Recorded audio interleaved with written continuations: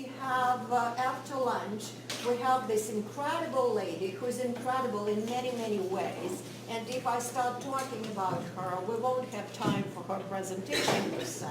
So without long introduction, this is professor at UBC at School of how do you call it? Faculty of Medicine. And her name is Dr. Chris Sloak, and she's one of the biggest advocates of social pediatrics here in British Columbia, doing an amazing job, and also a British Columbian courtier. So we have the best parts of the two worlds. On the one hand, social pediatrics, medicine, and courtier. All yours. Thank you, and thank you all. I am here as part of a team. I'm honored to have one of my team members here today. Well, actually two, including our newest member, part of our social pediatrics Richer program. I am a developmental pediatrician. My purpose today is to share the journey of this 13-year journey with this team and what we call a Richer model. And I will explain the acronyms. That my gift in the team is that I like to put words into acronyms so that we remember things. The talk that I'm actually sharing with you was put together with my colleague, Dr. Judith Lynam, who is a professor of nursing, now emeritus at UBC. And this journey that we started 13 years ago as my middle child was going off to university, and she heard about this maverick pediatrician who was working outside of Children's Hospital in the community and thought it might, and was willing to break the rules a bit. So I, like our colleagues on the East Coast, and as we're coming to see in the model of Korczak and other Korczakians who think that we should be doing a different kind of care. This small piece this afternoon is to give you a concept of the research and the foundational work that was done to look at changing the way we deliver care to children, and has so nicely put together in one of Dr. Julian's book called A Different Kind of Care. And I was caught this morning by those who preceded me to describe a model. I called a model a medical home for healing children who've been left behind.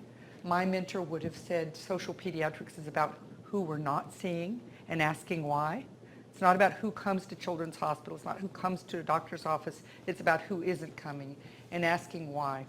And as Tatiana started, she really stressed, Korczak stressed the interprofessional nature of what we do, from medicine, sociology, ethnology, poetry, criminology, a prayer book, a handbook for animal training. That may be how I work with my husband, but pedagogy, psychology, and also he said the child care is, the child care institution is both a research, it's both research territory and a child raising clinic. And what I'm describing to you is about this research to practice model that was developed with the community, driven by the community's interests, and a partnership between the university and a children's hospital. I like to think of take-home messages, and this is something that I put together for Tuesday morning rounds with my surgical colleagues. We've developed a lot of understanding about what are our indicators of risk in children, but surgeons like it fast, and so the acronym BEARS, barriers. I actually picked the spirit bear, which is the white bear, which is the more special bear. So from the spirit bear, the barrier stands for barity or equity or inequities, adversity, R for resiliency, and S for social capital. The spirit bear, it's social pediatrics that has the rights of the child for participation, for provisions, and for protections.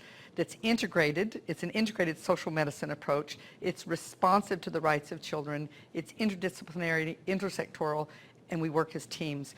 So Richer stands for responsive, interdisciplinary child health, education, and research. And we require our team to recite this every community round. What does Richer mean? It's not for richer and for poor, in sickness and health. This was the name of our first CIHR, that's the Canadian Institute of Health Research grant, that talked about a change in the way we deliver health services to more socially vulnerable children and families. So to back up to what I put at the front with my take-home message is, if we're going to communicate to our colleagues, we have to be able to communicate so what we're looking for and how can we dismantle those barriers, how can we address the social determinants of health in the context of toxic stress, the adverse childhood experiences, to look at the resiliency not only of the individual child and family, but where is the scaffolding for resiliency? Where are the resources within the community to enable a child to reach their potential? And to stress the importance of social capital. And this morning's workshop really brought that together in a real case about a real kid, and about the whole part of looking in the best interest of the child means listening to the child and what's the child's right and the child's best interest. So just the backdrop of where we are, 1 in 6 kids live in poverty in Canada. I work especially with children who have developmental disabilities and birth defects. 1 in 2 children with disabilities are living in families that are receiving government benefits. So not only do poor kids have poor health, but if you have a child with a disability, at least half of those children, those families are experiencing more adversity due to their child's extra needs. And we know that 1 in 2 status First Nations children live in poverty. The research is clear that social and economic status is linked with higher rates of infant mortality, poorer mental health outcomes, and using more acute care and receiving less preventative care. We're sitting in the poorest province. We're not poorer than the territories, but the poorest province. So we have the highest provincial poverty rate. As I said, social pediatrics is about who we aren't seeing. It truly does take a village, and that the solutions around these inequities are going to rest in interdisciplinary services, plus access to richer, responsive, intersectoral, interdisciplinary, community-based, child-focused services that include education and research. We are the training ground. I am so pleased that I see people half my age here. I am so tired of going to places where they're only aging women, and I go, where are the men? We've frightened them away. They belong in this discussion. And where is the next generation? And we need to talk about looking at environments that foster resiliency and build social capital. This is not a medical model. So this research, which began 13 years ago, had many partners. And this is really a bit of the local flavor for those of you who are here from British Columbia. So although the top part, you see the research colleagues, Judy, who leaves her name off of this, Dr. Lynham, who was the lead researcher, colleagues mostly from nursing. I was honored to be the one physician in this very strong nursing research group. August funders, partnerships with our school board, with the community, with the university, and with our health authorities. But it was the community who said, this is the first time that UBC hasn't come in and told us what they were going to do for us. They asked, what do you need? And when we first came, it was, our kids have the lowest score, the highest rates of vulnerability on the early developmental instrument. They are not ready for kindergarten. So our provincial average was around 28%. 70% of the kids in the inner city schools were not ready for kindergarten based on the HELP EDI instrument. And they say, we need help. We don't have, kids are aging out before they ever get into daycare, into supportive early intervention program. They're coming into kindergarten without any supports. Within 2 months of being there, we had 4 youth who attempted suicide, 2 that were completed. All of those kids had been in foster care. And we had to turn and be responsive and say, we're not only an early intervention, early child development responsive program, we're going to address the needs of youth. And so this morning you were beamed in by our youth health team, who very much wanted to hear Gilles and Helene, and they couldn't leave because of the high volume that we have. But we are a full service, not only 0 to 19, but our services go 0 to seniors, through seniors, because children live with families and families live in communities. And what the community told us is that they need care for their grandmother or their uncle who's living out in the van outside of the public housing. So that's really what we do here. The reason that we started was because of the high rates of poverty. We moved along, and by 2014, in conjunction with the Foundation Julian and the meetings that were done, in partnership with Public Health Ontario, we have developed more of a Canadian research collaboration, and I'll share with you at the end some of our publications and the key findings from that collaboration. Again, I told you what the acronym stands for, but RICHER stands for Timely Responsive Access for Early Intervention and Prevention Services, to work collaboratively, intersectoral, meaning across sectors, and interdisciplinary, to improve health outcomes, not just outputs, not how many kids you see, but what are the outcomes, to use indicators like school completion and social capital through an equity and social determinants lens, and to plan for transition services for more vulnerable children. So, as I move along to, where is this? These are big Judy Lynam words, to explicate the processes and practices that dismantle structural and social barriers to healthcare access, which mean to really look at the systemic violence, the systemic racism, the barriers, the way, despite living in a publicly funded healthcare system, we have abysmal differences in health outcomes for new Canadians, for Indigenous Canadians, and for Canadians who have less access due to distance, more chronic illness, and may have different belief systems about health care. So we wanted to measure the effectiveness of a primary health care model. And what does a primary health care model mean when, as a pediatrician, I'm a specialist? I trained as a primary care provider, but in Canada, I'm seen as a specialist. So how do you get people who have all these years of training around children and child development and youth health, how do you get that to the community? How do you get that to primary care? And then how to put this in the context of real practice. So we chose a neighborhood that was within 7 kilometers of the Children's Hospital and 7 kilometers of our rehabilitation hospital. We recognize that we have a commitment to universal access, but that the services were not fairly distributed. So kids could not get in to see me as a specialist if I stayed in my specialist role. So the one big difference I would say between my Tuesday job when I'm at Children's and my Thursday job when I'm in the inner city is that it's your accessories. So change your shoes, folks. There's a view. And I just looked at Gilles and Helene's shoes today. We came as who we really are in the practice, that you're actually working with the community and you're working horizontally, as opposed to this view that my Children's Hospital is situated in one of the wealthiest neighborhoods in our country. Parking is horrible, and our families don't even have cars to be able to park there, but getting there by public transit is very difficult and can be very expensive. And it's more than that, it's the feeling that they don't belong. And so what we needed to do was bring the services to the community, and our practice model is to link in and link across. So our primary health care providers, who are like what you've heard about in Montreal, they are there in the community, in community spaces, in the school, in a clinic setting that's more like a living room. It's a renovated townhouse in a publicly funded former BC housing complex where families feel comfortable. We've demedicalized the environment. But then when families do have to be linked across to those specialist services, they get a warm handover and they get a warm pass back to the community. And the importance of listening to the community, and then when we talked about this setting being a place for the research, all research is vetted with the community. So any new idea comes to the table, and I'll explain what the table is.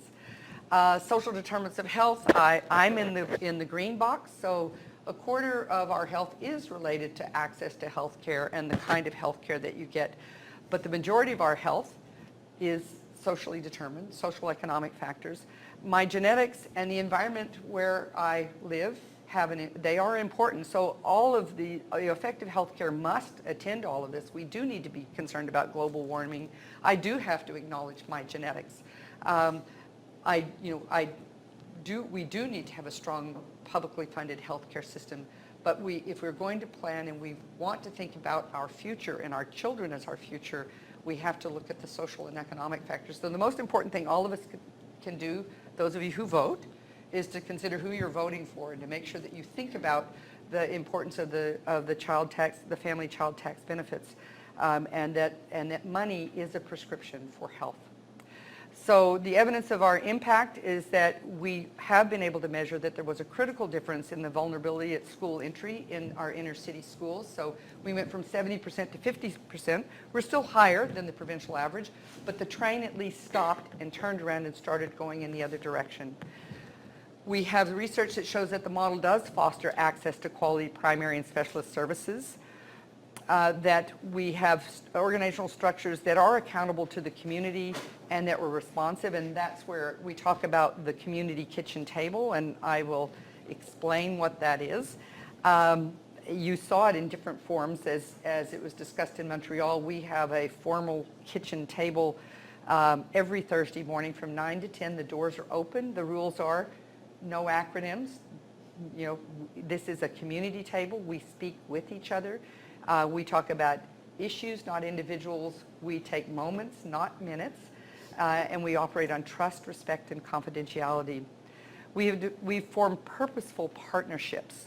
And this is a Judy line I'm saying, a purposeful partnership. We work in partnerships, relationships matter, and that we are accountable, and that trust and parental empowerment are key parts of our model. So this is where our clinic sits. For the first 5 years, we weren't in a clinic. The community did not want us to build a bunker. They see public health as building these clinics, and then that's sort of where people operate out of. So as long as we stayed in the schools, all of our nurse practitioners have a weekly clinic in the schools. I have our pediatricians, they're distributed. I have funding for 1.5 full-time of a pediatrician that I share across 12 specialists and subspecialists. So we have a little piece stuck in place to support the primary health providers and other primary health providers in the community, and that we work, you know, in community spaces so that we're visible and accessible. So this is some of the research, and I think that this is something that should be a no-brainer, but how care is provided is instrumental. So what's the style of the interprofessional style or interpersonal style of patient empowerment? And I'm not joking about, you know, your shoes, but it is about, some research said, you know, the doctor comes in and, you know, their shoes are my monthly income. Like it doesn't fit. So we dress to be respectful, but it's about a style. It's about, as you saw Dr. Julien, on the same eye level, and you're not amazed when families give you histories of what's happened. You sit and you listen quietly. That may not have been your journey, but you can appreciate their journey, and you're not judgmental. And I have to say that I have a daughter who's just finished nursing, and my mother was a nurse, and I think nursing training does a lot better job in relational practice and about working and developing a therapeutic relationship. And too often, as Tatiana said, those medical students would walk along and say, what's on the exam? And it's on the clipboard, and they don't know how to get down on the ground and play with the kids, or get to, you know, to actually listen to families, to what matters to the families, what's the family's unspoken concern.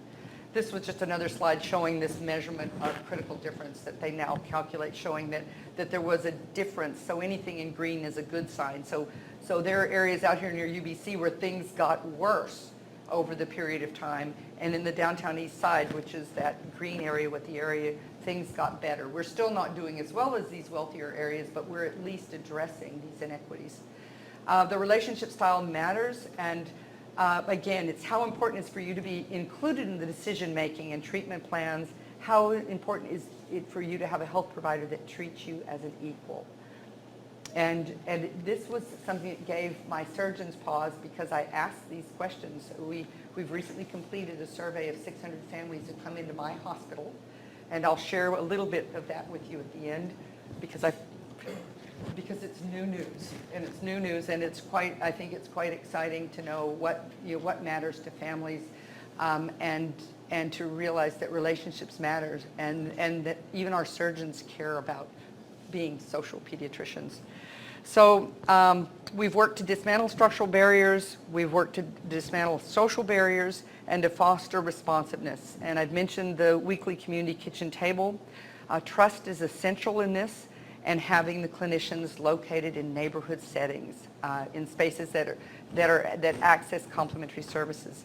This is the oh my God org. These are called logic models, but it gives you a bit of an idea if you see that little gathering. Oh no, what's up there? Publications. This is the richer table. This is the richer organizational chart. Link in, link across. I realize I've been a slide ahead, a slide behind here. Equitable access, improved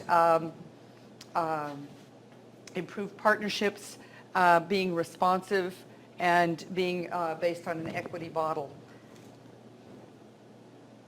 If you look up Lynham, you'll find everything we've done. Just know how to spell Judy's name.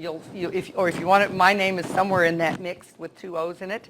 The last article, which dropped off the bottom, is the article that I wanted to share, this newest research with Ingrid Tyler, who's a young medical officer of health now in the Frasers dealing with the fentanyl epidemic. When she said, "What am I going to do?" I said, "We did this with HIV. You'll figure it out." But the work that she did with Public Health Ontario in gathering together social pediatricians from across the country to look at what are the mechanisms for engagement with vulnerable families can be summarized into these demi-regularities or mechanisms. So the importance of sharing power and status. You saw that this morning as Hélène and Gilles talked about their model. You don't see someone on the top of the pyramid. You see the teams and the circles and the family, the child being in the center of a circle. So it's horizontal, that we bridge trust. So if there's a relationship with someone working in the community in the Women's Center and the family trusts Wanda and Wanda trusts Clea and Clea trusts me, family may come in and say, "Dr. Chris is going to be okay." But the importance of bridging trust and developing this social capital for families. The knowledge support is about the knowledge support for us. We all went to different kind of schools, So medicalese is different than legalese, is different than teacherese, is different than social workerese. And we use our language in different ways, and we have to learn how to train together. And when Dean Frank introduced this course, he told me that his last job was working with the Faculty of Medicine at Dalhousie. I said, "We're doing this together. We have got to train together to work together. We have to have the knowledge support to work across our barriers. It's our silos. Families don't live in these silos. We're the ones that work in these silos." And then lastly, the last key mechanism, and this is about empowerment. And it's about empowerment of the families, and it's about empowerment of the communities. This is not a charity model. This is a model that you build on the existing strengths in the community, and you help those communities develop those structures to address the structural barriers and the inequities.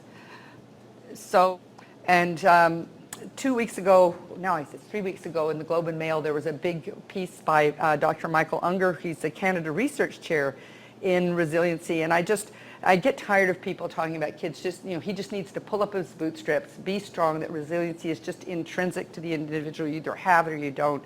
He said, "Put down your self-help books. Resiliency is not a do-it-yourself endeavor. The science of resilience is clear. Social, political, and natural environments in which we live are far more important to our health and fitness and finances and time management than our individuals' thoughts, feelings, or behaviors. When it comes to maintaining well-being and finding success, environments matter. In fact, they may matter just as much and likely more than the individual thoughts, feelings, or behaviors." And so it's all about relationships. A positive attitude may be required, but no positive attitude will help you survive a natural disaster, a bad workplace, or childhood abuse. Relationships that nurture you, that allow you opportunities to use your talents in places where you experience community and government support and social justice matter. Once you have these, your world will help you succeed more than you can help yourself. And that's where we as citizens have to think about creating the scaffolding for the success for kids who have grown up in environments that were environments that have been set up in the past for them to fail. And so this last piece I just wanted to share with you rounds that I did at 7 a.m. on Tuesday morning with our surgeons. We called it Operationalizing Evidence to Dismantle Structural Barriers in Pediatric Care at our Children's Hospital. We, over the past year, with the help of 3 incredible medical students and the Office of Pediatric Surgical Innovation, we managed to listen to 600 families. We had a 30-item questionnaire where we used questions that were developed in the research with Dr. Lynham and colleagues and my poverty research colleagues to ask about the social barriers to their health. And the doctors of BC want us all to ask about ACEs, the adverse childhood experiences. And my colleagues all said, this will be traumatizing for children. You don't want to ask about these things. And what will we do if they report them? And so our hypothesis was, we can't do this. And I actually found that we actually can ask about adversity. And families say, thank you, thanks for caring. These things are happening in our lives. And you've taken the time this was a quality improvement study to know who was sitting in our waiting rooms. So the way we asked about ACEs is we didn't ask them face to face. We said, just tick off your cumulative number of ACEs. How many ACEs? And the key around the ACE is if you have 4 more ACEs in your deck, you are at higher risk of poorer adult health outcomes. And so in pediatrics, we need to do something about those adversities. Children shouldn't be living in environments of neglect, abuse. They shouldn't have parents who don't have access to mental health support. That they shouldn't be in places where they're witnessing violence and where there's neglect and lack of resources. So the results are that yes, with respect to social supports, these are 3 key points. Tatiana, I've got 2 minutes. Am I okay? You're fine. I'm good? Yeah, 2.5. Okay, 2.5. That this was a big thing we asked, do you have a primary health provider? Because what we started the Downtown East Side and none of the families had access to primary health care. What they had were walk-in clinics for ulcers, HIV, and addiction. There were not services that were oriented towards families. So families coming into our clinics to get specialized care I'm the medical director of a cleft palate program. We have a spina bifida program. We have these were the surgical clinics that have surgeons in them and general surgery clinics sitting there, waiting there. And they said, yes, the majority said they actually say they have a primary health provider, but a quarter of them said they can't turn to them for filling out disability forms, for being able to get forms to get medications, to get the items that they may need to help their child with extra needs. And a third of our families identified as a visual and cultural minority. It was interesting that the majority of the families that indicated that they had Indigenous heritage did not tick off that they were a cultural minority. They see them part of mainstream society, but a significant number of the families that are seeking care at our hospital do have Indigenous heritage, and they're not receiving benefits that they may be eligible for. With respect to economic adversity, I told you that in Canada it's 1 in 4 that kids live in poverty. In British Columbia it's 1 in 5, and in our clinics 1 in 6 of our families are below the low income cutoff line, and we didn't actually adjust for the number of people. So I have a few families that I personally work with who have 6 or 7 people in a 1-room dwelling in Surrey, and they're below $40,000. So we have deep poverty sitting in our very wealthy children's hospital. And when we ask, have you completed your tax forms, a significant number have not, and they're not getting the benefits that they should be eligible for.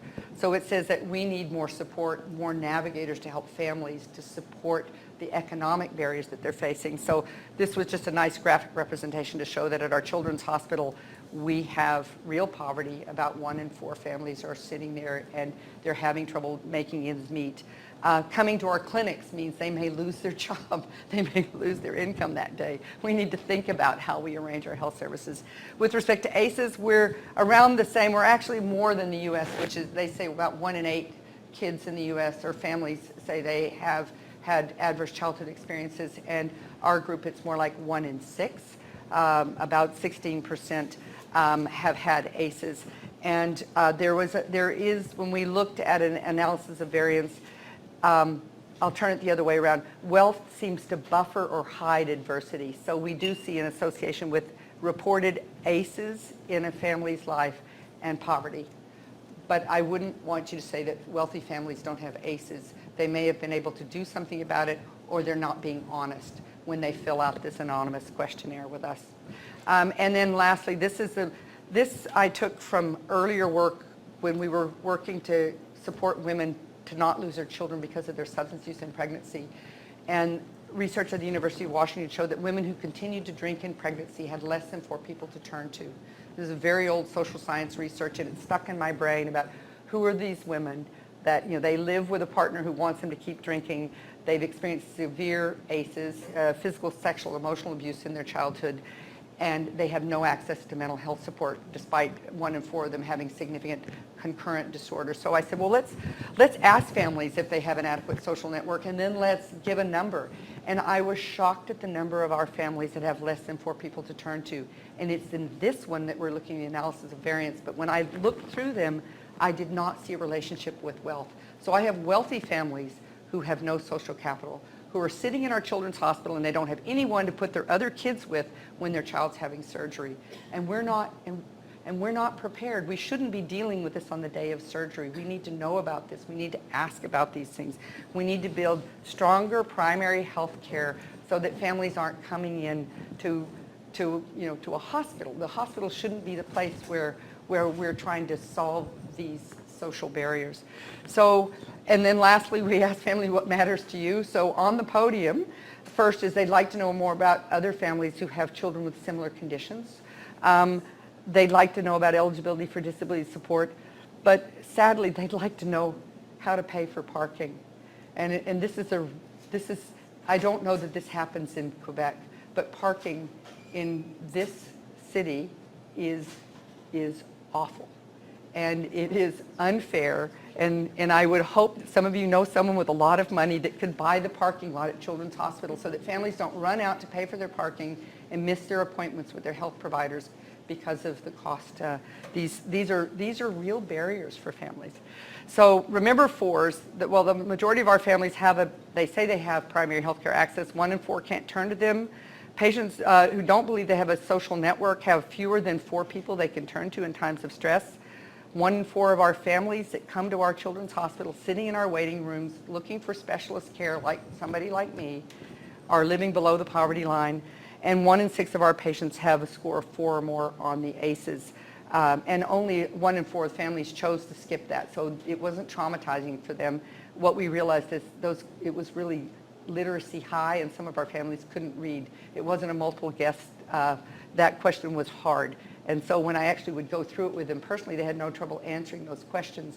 It's just the way we ask these questions we have to appreciate literacy.